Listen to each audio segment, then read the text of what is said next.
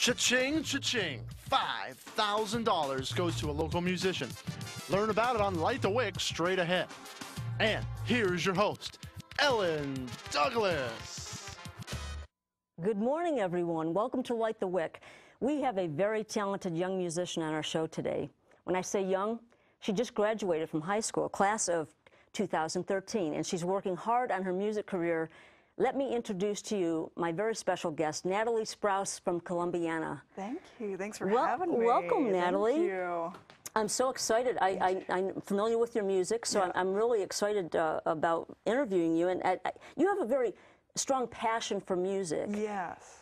Tell me about that. Well, it kind of actually started at a young age. My grandmother, she kind of introduced me with older music, and so I've broadened my music with all these, like 50s, 60s music styles, and it just triggered something, and I just have this passion for it, and I've been writing it ever since. One of the questions I was going to ask is, what makes your music different than other musicians your age? You're 18. Yeah. And you just sort of answered that, but can you elaborate on that? Most people my age are like more known artists. They don't use instruments.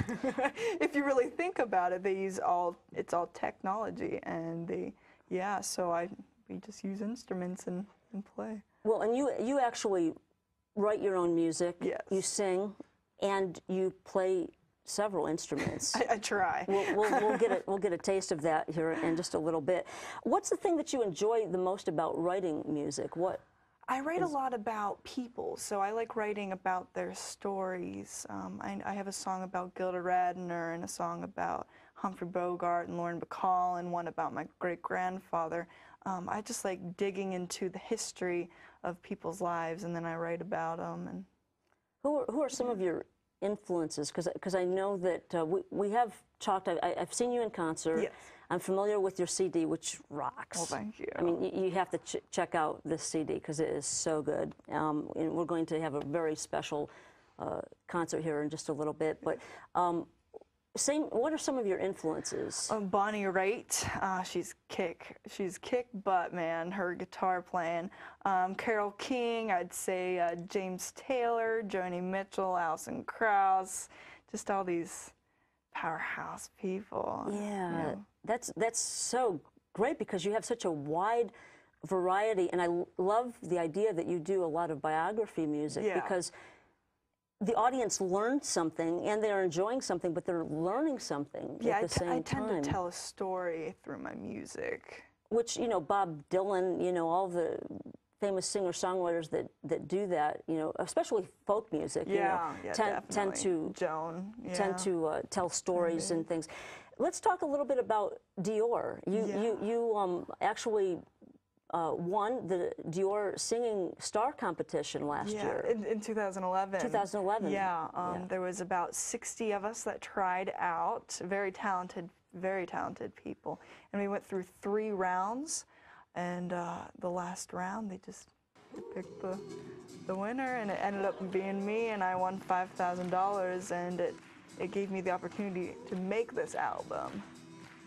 Wow, that's just so exciting because they're actually showing a clip here of some of your performance, and it was such a great opportunity for you to perform with those people from Easy Street. Yeah, I've had a lot of opportunities with them. They've asked me to, come back and sing with them more, so I'm very grateful for that. They're just a fun bunch of people. Great opportunity for you. Yeah. And you won $5,000. Yeah. Which is a plus. Let's not forget that. What did you do with the $5,000? I made the CD. Yeah. Excellent. Yeah. We're going to hear a couple cuts, but I think you're going to be doing a song that isn't on the CD today. Correct. Too. Correct, yeah. What else can you tell me about your future plans in terms of what's coming up? Do you have any other concerts, coming up right now? My big one will be at the Morley Pavilion August 7th. It's gonna, I think, be at 7:30. So everyone needs to check that out. That's a great place for a concert. If you're not familiar with it, it's actually a great place to go for a concert in the summer. It's on Wednesday nights. All the concerts there are really great, and they're free at Mill Creek Park's Marley Pavilion. And so we're really looking forward to hearing the instruments, because you haven't been playing a lot of instruments for a long time, right? You've been learning these. I don't know what I'm doing. I just play them. Well, kind of thing. We're gonna come back, and we're gonna take a quick break. And when we come back, we're going to have Natalie perform the title song "Queen Bee" from her CD release. Where will your education take you? At Youngstown State University, we take your success seriously. A beautiful campus in the heart of an urban setting. Vibrant, diverse campus activities and NCAA Division I sports. State-of-the-art academic, performance, and research facilities. It's all about student success at Youngstown State University, a great university within reach. Welcome back. Here's Natalie with the song that she wrote entitled Queen Bee. Take it away, Natalie. Well, she buzzes around like there's nobody else in the world but her. Don't let her near, 'cause she'll only start to sting you, my dear. Don't go around with her on your shoulder.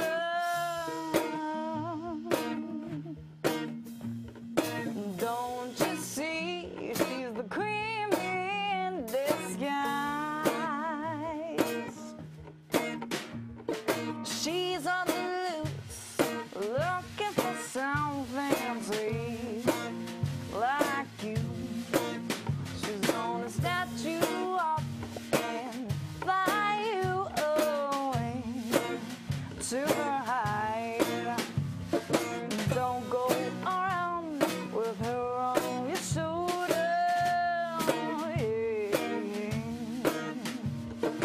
Don't you see, she's the queen in disguise.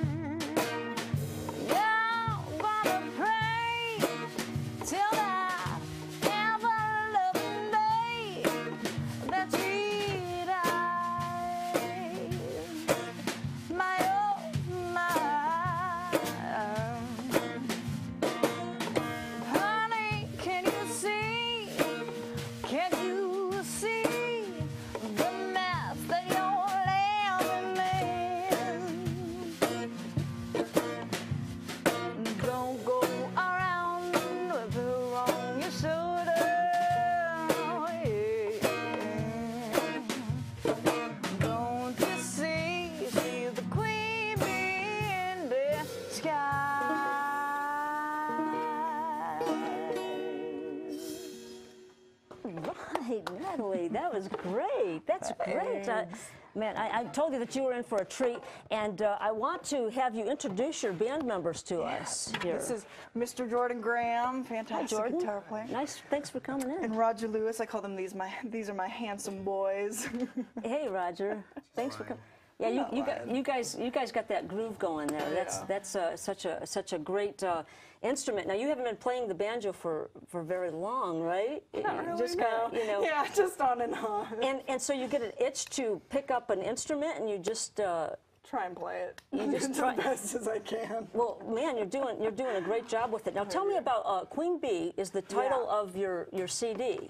Yes. So what is that song about? I kind of themed it after a 1920s flapper. You know how they go into speakeasies and they have that little attitude, and they're kind of like man eaters, and they kind of just go around and they have their own little attitude. So I got inspired.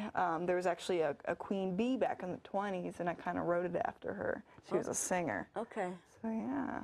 Yeah, it reminds me of the color purple, that kind of, you know, atmosphere. Definitely. And now, you guys play with Natalie a lot, or do you? Yeah, we're out and about as much as we can. And where else have you played? What? Oh, we've played at like Shakers, the Lemon Grove, Aces. I'm trying to think. Crickets and Struthers. Shots. We just, been around.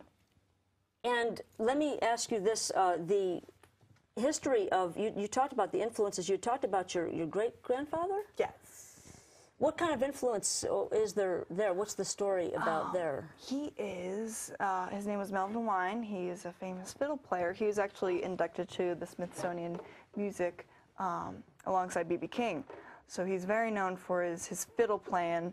So I wrote this song after him. It's called Wine Hollow. And it has that Civil War kind of cold mountain kind of feel. So yeah, it's called Wine Hollow, and it's about pretty much a lover lost a place called home, and it's about Melvin. When I saw you in concert, Natalie had a concert last April when you released your CD, and you talked about him and the Friday night hoedowns, the hoedown, the get-togethers. Melvin, he would get these get-togethers at this. It was called Friday Night Live, and everybody from different states would just come down on a Friday night. The whole place would be packed, probably in between 150 to 200 people in this little building, just coming to hear music play, and Melvin play, and see all these people dancing. It was a great night. And last weekend you got together. You went down. They were having a memorial for Melvin. So a lot of people, a lot of bluegrass musicians that got to play with him, they all came down. He passed away about 10 years ago, and they all came down and had like a memorial service for him. And you performed with some of these people. Yeah. Wow, what a great experience. He would be so proud to see, you know, how much you've, you know, his legacy has meant to you. Is there anything that you're not doing that you hope to be doing? Like what's next? Next is got any CDs coming out, or no, planning on it? Hopefully in the fall time. I'm planning on possibly cracking out another CD. It's gonna have more like 1920s gypsy jazz kind of blues feel. Stop laughing, boys. Natalie writes all of her own music, and you've been writing, you know, since just the last few years, really. And you are 18, which is incredible. I mean, you sing, you play, you do all this. Right now, we're going to go to another one of your songs. What's the next one? This one's called Mean Man of Mine. Okay, and Wine Hollow is coming up, I think. Yeah, it is coming up soon. But this is Mean Man of Mine? Yes. And again, I'm going to let you take the I'm going to grab my other guitar. Okay, let's see here. This one here? Yeah. There you go. Thanks. Yeah, this one has a blues kind of feel. Jordan's gonna start it off.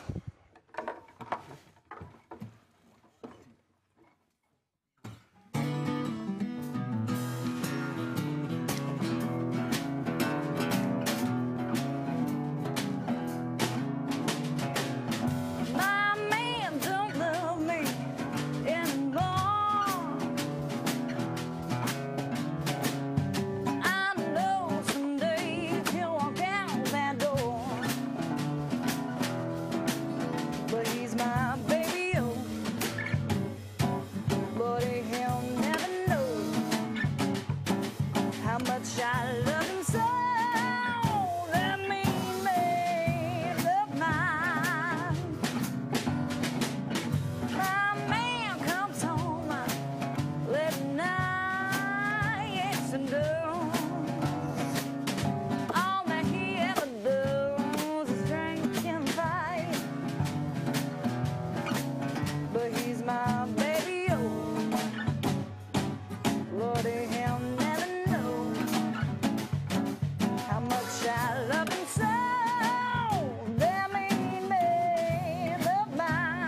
it away.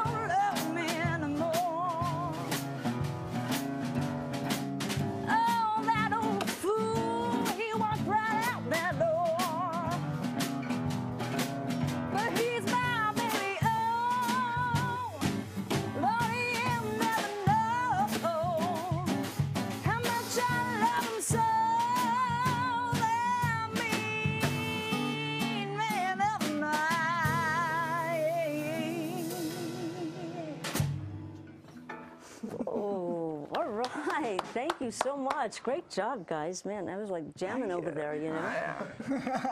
Very, you know. She was dancing. What I like so much about Natalie's music is if you hear the CD, it's very, it has a lot of different kinds of music on it. And sometimes people, you know, say, that's not a good idea. Yeah. But I always think of Fleetwood Mac. I've talked with you about this. Yeah. If you look at Rumors, it was very diverse. You had some soft stuff, you had some hard stuff, and I think it shows what you can do. Yeah, I was actually in the beginning told that I can't have that many genres. You know, you shouldn't have that many genres, but I can't pick one genre that I like writing and what I like singing. So I called this album my album of many personalities, and oddly enough, everybody, that's what they loved about the album. And who's one of your favorite musicians that you love so much that you listen to her all the time? Bonnie Raitt, man. And if you listen to good songwriters like that, they have a diverse, you know, kind of style. Yeah, she started out in the blues, and then in the '80s she kind of switched to the modern pop, but it wasn't really modern pop in the '80s. It was more of her own rock. Right. And then now she's doing her own Americana kind of feel. Who have you seen in concert? What's been some of your biggest influences I've seen in Bonnie concert? in concert. I've seen Carole King. I've seen James Taylor. We went and saw James Taylor You got together. to meet James Taylor. Yeah. That was but yeah, that's pretty much about who all I've seen in concert. Wow. Yeah. And I want to go back to the biography a little bit. You wrote the song about Gilda Radner, so anybody that is watching that likes Gilda Radner, you need to go to Natalie's website too. NatalieSprouse.com. NatalieSprouse.com, and check that out. Because do you have that up? I used to have that one up. I know I do have Bogey and Bacall up. It's a song about Humphrey Bogart and Lauren Bacall. Okay. But yeah. And what is that about in terms of that? I was actually reading Lauren Bacall's autobio at the time, and I just got inspired to write a love song. I don't write a lot of love songs. I'm not that kind of girl. And so yeah, so I got inspired to tell their story, tell the story that Lauren just Wow. she wanted it to be out. So. And the Gilda Radner bio, you read her bio as well, and it inspired you. Yeah. I just admire that in terms of being a young musician, that you really capture. You're such an old soul, you know. I mean, if you hear the term old soul, I think that Natalie really. Your age. I think I'm a 90-year-old or 98-year-old lady. Yeah, right. Been around many times. You're probably she was probably friends with Janis Joplin or something. Sure, you know, for sure. And it's exciting to see where you're going, because this has been since you won the Dior contest, it's been like a train. I mean, you've been like moving, and things have been happening really fast for you. Loving every second of it. And you're graduating. Congratulations. Finally. You're graduating, and. What are you going to be doing this summer? This summer, just getting some gigs in, working, and saving up for school. I eventually want to go to recording school, and I want to open up my own studio in Nashville. So gonna try and make my way into the music business. See how that goes. Well, you certainly have the talent and the raw talent Do you know what I mean? Because a lot of people can learn things, but if you don't have the raw talent. Speaking of talent, we're going to let you do Wine Hollow. Yes. Is that right? Yeah. So, in tribute to your great-grandfather. My great-grandfather, Melvin Wine. Take it away. All Enjoy. Right.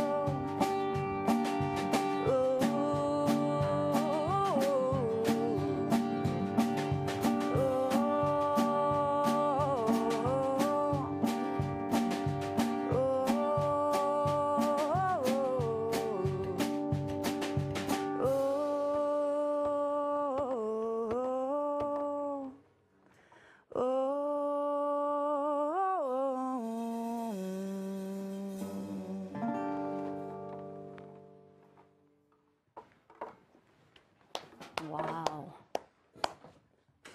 Nice. Very nice job, guys. Thank you. That's about all the time that we have. I do want to thank Natalie and thank the guys for coming in. Thanks for having us. Just amazing stuff, and I wish you all the luck and keep it, keep it, all the good luck to you. Keep it going. We're going to wrap things up, and we want to make sure that you check out Natalie's music at nataliesprouse.com. Great performance today. Thanks, everyone, for coming in, and we will see you again on next week's show of Light the Wick. Thank you.